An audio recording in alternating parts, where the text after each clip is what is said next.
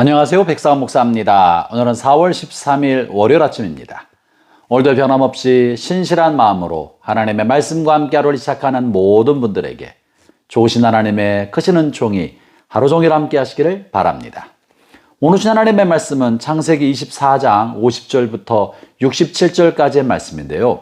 오늘 본문에서는 아브라함이 아내가 죽고 나서 자기가 남아있는 큰 과업, 아들 이삭을 결혼시키는 큰 과업이 남지 않았습니까? 그래서 아들을 결혼시키되 가나안 땅에서 여인을 얻지 아니하고 아브라함이 떠나왔던 하란에서부터 아람 족속을 통해 아내를 얻고자 합니다.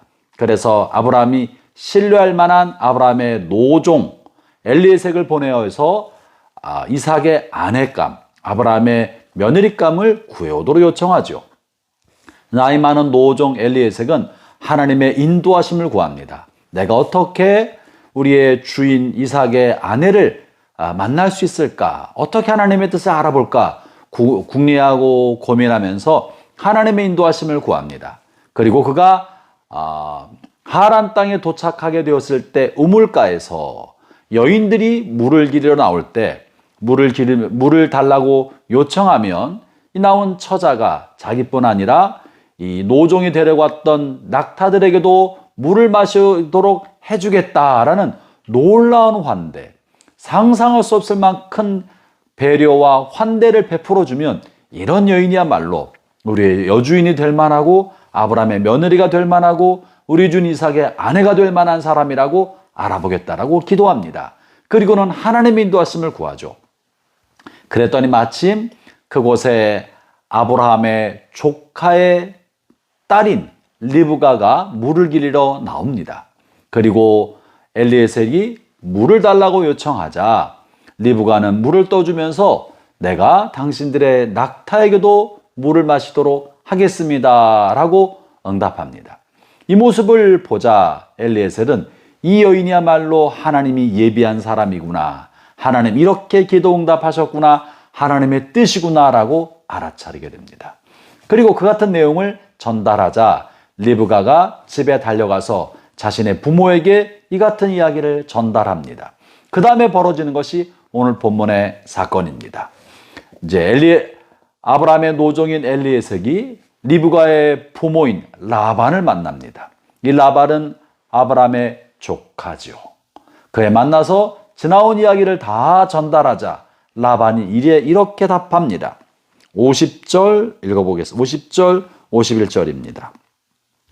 라반과 부두엘이 대답하여 이르되 이 일이 여호와께로 말미암았으니 우리는 가부를 말할 수 없노라. 리브가가 당신 앞에 있으니 데리고 가서 여호와의 명령대로 그를 당신의 주인의 아들의 아내가 되게 하라. 보면은 놀라운 고백이 있는데 라반이 자신의 딸을 멀리 가나안 땅까지 보내서 낯선 땅, 무슨 일이 벌어질지 모르는 땅, 아는 사람이라고는 그저 아브람밖에 없는 그 땅으로 자신의 딸을 멀리 시집 보내되 이 사람이 고민하고 궁리한 것은 아무것도 없었습니다. 다만 정말 이것이 하나님의 뜻인가? 하나님의 인도하심이 맞나? 이것을 확인하면서 이 엘리에셀의 말을 통해서 하나님이 그렇게 인도하셨다는 것이 확인되자 즉시 순종하여 내가 이 일에, 다시 말하면 하나님이 관여하시고 이끄신 이 일에 내가 좋다 나쁘다 말할 필요가 없습니다. 하나님의 뜻대로 돼야지요 하는 것이 응답이었던 것입니다. 사랑하는 형제자매 여러분, 여러분은 너무나 중요한 일을 의사결정할 때 무엇이 여러분의 마음속에 가장 중요한 요건입니까? 경제적인 문제입니까? 다른 사람의 관계 문제입니까? 여러분이 얻을 이익과 혜택이 문제입니까? 라반에게 가장 중요한 것은 과연 하나님의 뜻인가? 과연 이것이 하나님으로부터 온 것인가? 이것이 가장 중요했던 것입니다. 형제자매 여러분, 이 일이 하나님으로부터 왔다면, 이것이 하나님의 섭렬에 있는 일이라면, 이것이 하나님의 뜻하신 바라면 나머지 모든 여건은 주님께서 만들어주지 않으시겠습니까?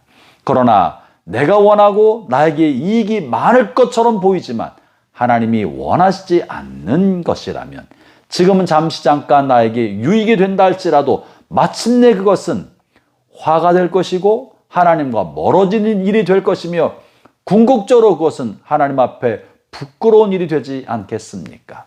라반은 그래서 가장 중요한 것이 하나님의 섭리가 무엇인지, 하나님의 뜻이 무엇인지를 알아차리는 것이었습니다.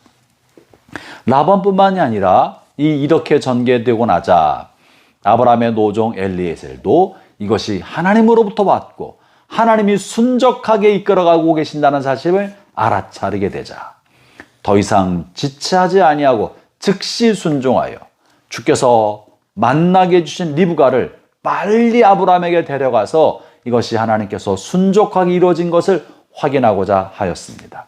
더 나아가서 리브가도 하나님께서 이렇게 하시고 계신다는 사실을 알아차리게 되자 그 집 하란 땅의 자기 집에 더 이상 머무르지 아니하고 하나님께 즉시 순종하는 길, 다시 말하면 엘리에셀이 가고자 하는 바에 바로 순종하고 동참하고자 하였습니다.